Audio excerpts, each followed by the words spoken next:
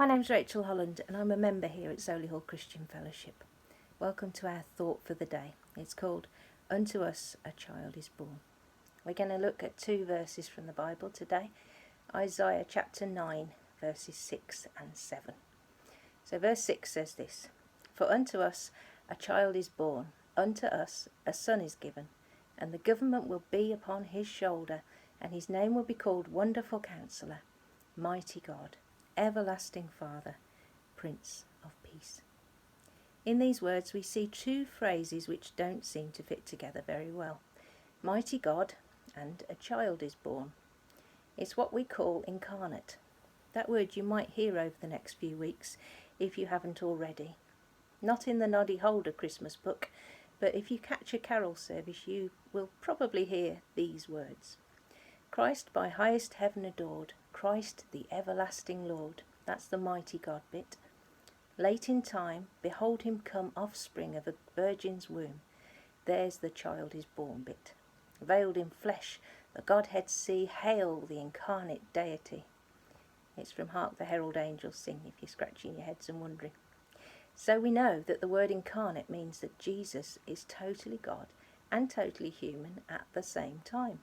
Mind-boggling but true. Just like when you hear about space travel.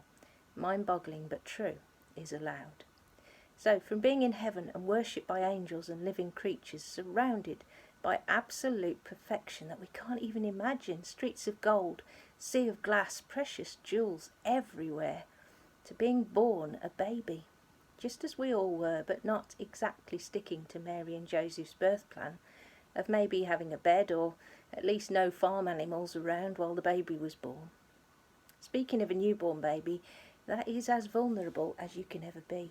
He came from having unlimited power, more than any Marvel character you can think of, to being absolutely powerless, from doing everything for himself to having to accept everything being done for him, and that's really hard. What a huge step to take, but he took it. Jesus took it because he loves us so much and he wants to be in our lives. So it was worth it.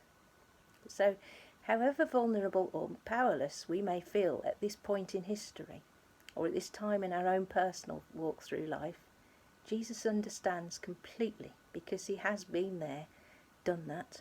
Probably didn't have the t-shirts to buy back then, but figuratively speaking, he bought the t-shirt too.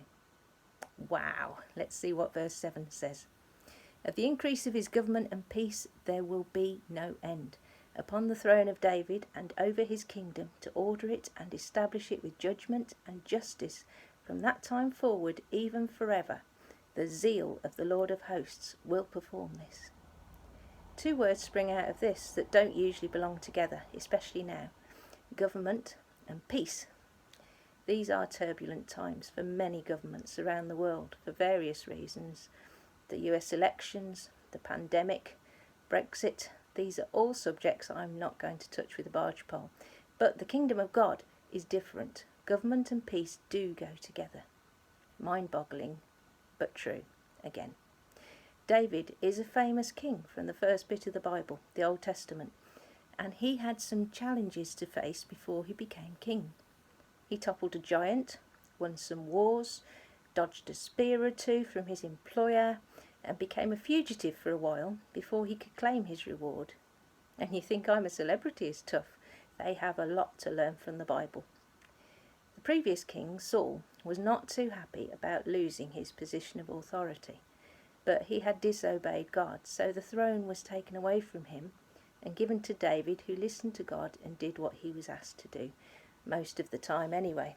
But David's kingdom was temporary, because it was an earthly kingdom. The kingdom that's spoken about in this verse is the kingdom of God. Now that starts here, when we give Jesus the permission to be in our lives. And it continues right through our lives and after we die and then forever. Mind-boggling, but true, again. So what does all this mean to you and me, here in the 21st century? Well, Jesus gave up everything for us, so we can experience that peace and joy and love that is on all the Christmas cards you can find, because it's what everybody wants in life. And we can have it if we just trust Jesus. He will never let us down. Now that doesn't mean we have no challenges, but it does mean for he walks through them with us. And when we have something to celebrate, Jesus is our biggest cheerleader. So, whether we feel at our most vulnerable right now or at the top of the world, Jesus knows exactly how we're feeling because he has been there. If you're watching this and you haven't asked Jesus to be with you in good times and bad, the following poem might help a little bit. If not, please get in touch and ask for more information. It's been lovely to share with you, and here's that poem I was threatening you with. Now we have an unexpected opportunity. Jesus gave his life so we can live eternally. We only need to ask him to be with us here and now. Don't need theology degrees, as he will show us how. So why not try the Christian life? It isn't really scary. You don't have to give up chocolate, fruit or wine or dairy. There's nothing you will lose, but everything to gain, it's true. That's it. Choose life this Christmas. You can start new life as you. Have a blessed, peaceful, joyous Christmas, and I hope to see you in person soon. Bye.